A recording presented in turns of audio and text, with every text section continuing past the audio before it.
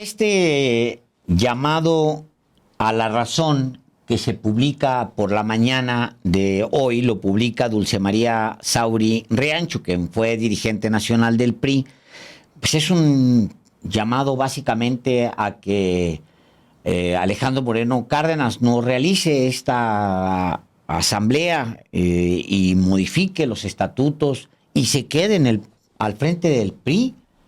Y quien lo comparte es Dulce María Sauri, como le digo a usted, y le agradezco a la exdirigente nacional del PRI que me acepte esta conversación. Muchísimas gracias por estar aquí, Dulce María.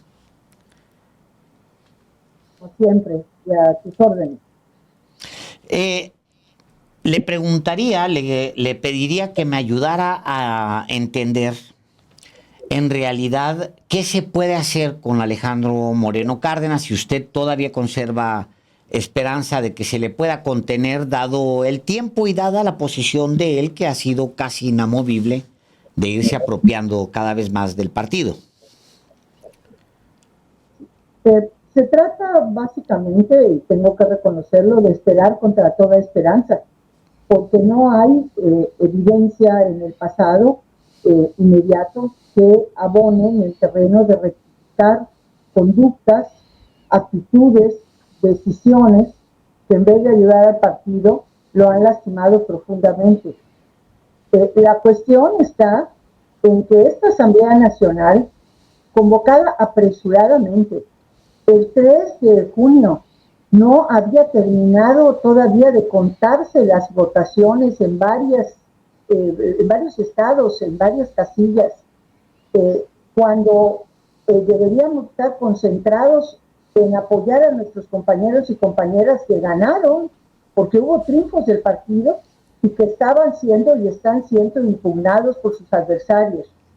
Cuando deberíamos de haber convocado para comenzar una gran reflexión crítica para poder entender qué pasó. Nos pasó una planadora por encima y no hay el menor de los intentos por tratar de entender qué es, ¿verdad? Y por qué sucedió lo que sucedió. Bueno, pues en vez de esto, hubo una convocatoria a una Asamblea Nacional. ¿Verdad? Una Asamblea Nacional que, por cierto, tiene una legalidad muy dudosa, porque los partidos políticos están impedidos de realizar cualquier ajuste a sus documentos básicos en tanto no concluye el proceso electoral. Y el proceso electoral termina hasta que se califica la elección presidencial por el Tribunal Electoral. Esa calificación tiene como fecha límite el 6 de septiembre. Puede ser un poco antes, pero hasta entonces no concluye el proceso electoral. Entonces, el PRI convoca una asamblea, insisto, de dudosa legalidad, le mete el acelerador, no hay reflexión general, se hacen las reuniones municipales, estatales, en la máxima secrecía, se eligen delegadas y delegados, y viene la sorpresa de las comisiones dictaminadoras instaladas el día de ayer. Por cierto, no he tenido acceso más que al dictamen de la de estatutos por razones obvias, pero quisiera saber qué van a hacer con la declaración de principios, el programa de acción y el propio código de ética partidaria. Bueno, pues de buenas a primeras sale esto. ¿Y por qué tanta prisa, Alejandro? Y la respuesta es el artículo 178 de los estatutos. La prisa es porque necesita garantizar la reelección consecutiva del actual presidente del Comité Nacional antes de que concluya el proceso electoral y se vea obligado a abandonar el cargo. Ese es todo, como dirían, todo el negocio.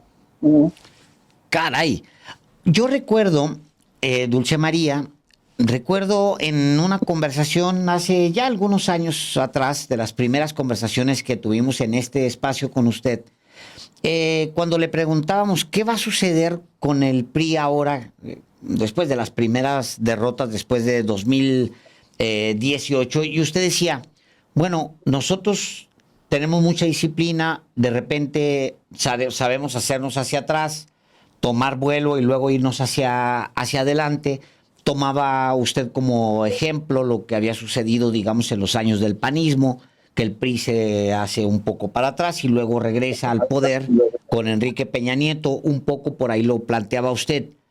Eh, Esas posibilidades para 2030 no se ven, incluso sin Alejandro Moreno Cárdenas, pero ahora eso es lo que nos convoca. Con Alejandro Moreno Cárdenas, ¿qué espera usted que suceda en los siguientes años con el PRI de cara a la siguiente presidencial, que es hasta donde va a extender su mandato? A ver, Alejandro, en las conversaciones que tuvimos de 2018-2019, le decía que la mayor amenaza para el PRI era la amenaza de la irrelevancia. Es decir, que da lo mismo, y esta se materializó el 2 de junio, da exactamente lo mismo que los grupos parlamentarios del PRI voten a favor o voten en contra de cualquier iniciativa. No ocupan al PRI para crear mayorías constitucionales. En el caso del Senado son dos, pero personas, no son grupos parlamentarios. Y estoy segura que la mayoría oficialista las va a encontrar muy rápido. Bueno, entonces, la irrelevancia del PRI es evidente. Si tuviera que hacer apuestas, diría que sin Alejandro Moreno, el PRI tiene la mitad de posibilidades de sobrevivir el 2030. Con Alejandro Moreno, esas posibilidades, pues no sé si ponerlo al 5%, por no decir cero, porque es muy claro el deterioro electoral y que está en relación directa con el desprestigio de la dirigencia nacional del partido.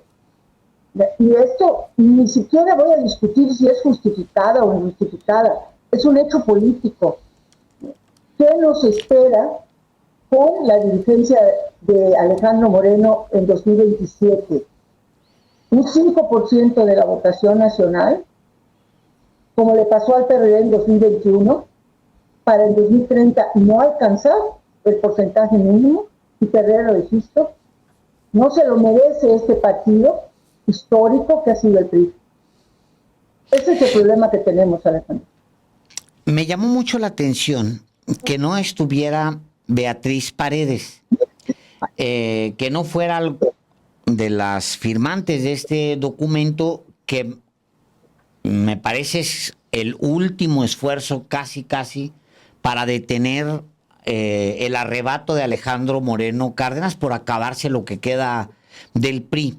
No la invitaron, no apareció ella. ¿Por qué no se le ve a Beatriz Paredes, Dulce María? Déjame decirle a Alejandro que el lunes pasado tuvimos los expresidentes del Comité Nacional, que todavía los conservamos en el partido, ¿no? Porque hemos tenido defecciones también allá. Nos conectamos 12 de 13. La número 13 tenía una responsabilidad de su función como presidenta municipal, ¿no? Y se disculpó, pero tuvimos todos una preocupación común sobre lo que le está pasando al PRI en este momento, pero hay posiciones y estrategias diferentes. Y pongo el ejemplo de Beatriz Paredes y de Mario Fabio Beltrones. Ambos se manifestaron ayer con toda claridad, incluso Beatriz Paredes en la mesa de estatutos, en contra de la modificación del artículo 178 y de eliminar el candado que impide la reelección en cualquier momento de la dirigencia. Esa fue la estrategia que ellos eligieron para manifestar su posicionamiento. 4 de nosotros, José Antonio González Fernández, Enrique Ochoa, Pedro Joaquín Cogel y yo, decidimos firmar este pronunciamiento conjuntamente con otros cientos de priistas, un número importante que han sido gobernadores, senadores, diputados federales, diputados locales, etcétera. Entonces, sí hay un compromiso, pero distintas maneras de manifestarlo, y en ese sentido, una vocación democrática exige ser respetuosa de cada quien. Me cuesta trabajo pensar, pues, que haya posibilidades, usted sabe más de esto, por supuesto, de detener a Alejandro Moreno Cárdenas si no tienen en este momento, no tiene usted el apoyo o no firman, por lo menos, o no se ve un bloque sólido con Manlio Fabio Beltrones y con Beatriz Paredes, Dulce María. Bueno, mira, es una cuestión de perspectiva. ¿Qué más me hubiera gustado que saliéramos los 12, 13 expresidentes del Comité Ejecutivo Nacional firmando, ¿no? Pero en la política lo posible es lo mejor. O sea, pues, no quiero confundir mis deseos con una realidad, ¿verdad? Y el hecho es que más que subrayar los que faltan, estoy viendo a los que están. Y además, bueno, pues yo creo que el pronunciamiento de Mario Fabio Beltrones y de Beatriz Paredes sobre este punto nodo del problema inmediato que tiene el PRI, que es la reelección de su dirigente nacional, es contundente. Están en contra de la reelección. ¿Qué posibilidades existen reales, por lo que usted ha venido sondeando, de que se le contenga a Alejandro Moreno de aquí al domingo? Porque el domingo va a suceder esto y se queda 8 años. A ver, la primera es que hay muy pocas posibilidades. Y no digo cero, porque a veces tendemos a pensar que esta disciplina priista, ¿no?, y este control de Alejandro Moreno sobre las estructuras del partido, ¿verdad?, es total. ¿Verdad? No es así. Especialmente entre las generaciones más jóvenes, pues hay una sensación de que no se explica qué está pasando en el partido, ¿no? O sea, además, mínimamente quien observa la vida política del país debe haberse dado cuenta que ayer la presidenta electa, entre en el anuncio de las iniciativas de reforma constitucional que va a mandar, puso significativamente la eliminación de la reelección consecutiva de legisladores y de presidentes municipales, que se había establecido apenas en 2014. El PRI, o más bien Alejandro Moreno, va exactamente en sentido contrario de esta, vamos a decir, vocación expresada por la mayoría de eliminar la reelección. Entonces, ni por ahí viene el caso, ¿no? La posibilidad real de contener la asamblea del domingo es muy escasa. Lo sé y lo reconozco. ¿Qué viene después?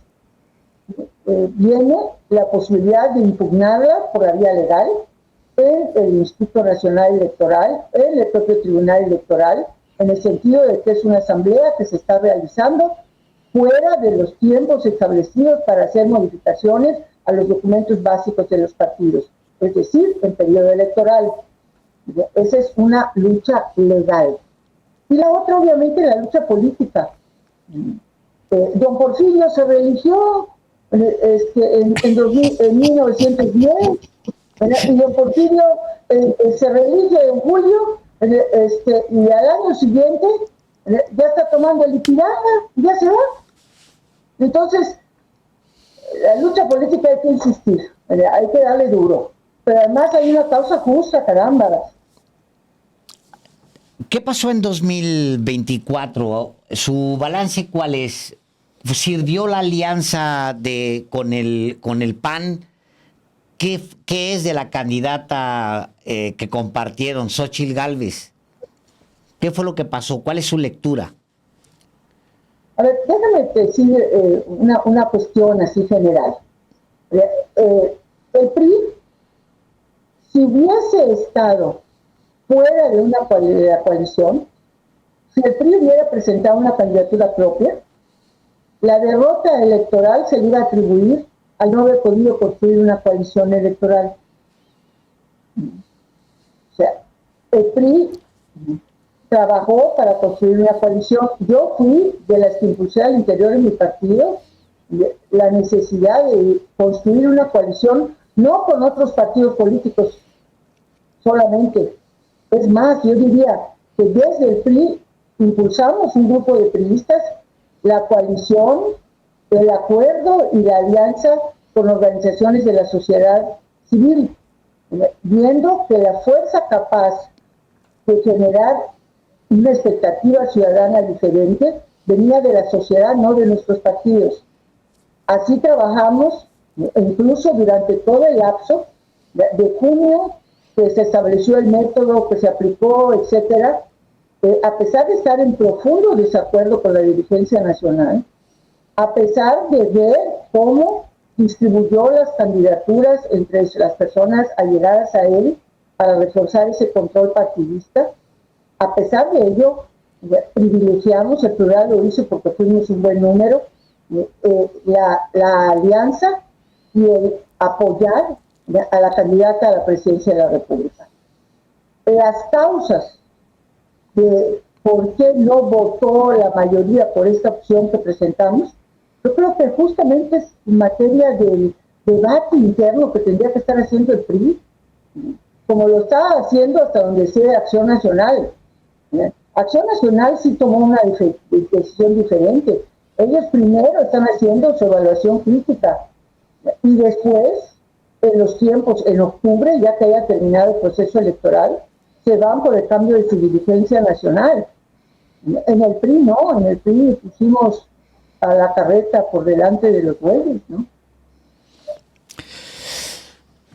Se va a reelegir entonces Alejandro Moreno Cárdenas, ya estamos en el 2030, se acaba el PRI. ¿Cuál es el epitafio para un partido que empezó en 1929 y que cumpliría 100 años justamente antes de la elección presidencial del 2030?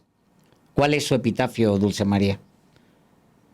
Le propongo a Alejandro que me dio oportunidad de afilar mi pluma y mi lengua antes de hacer algo tan importante como hablar del fin del ciclo del partido histórico de México,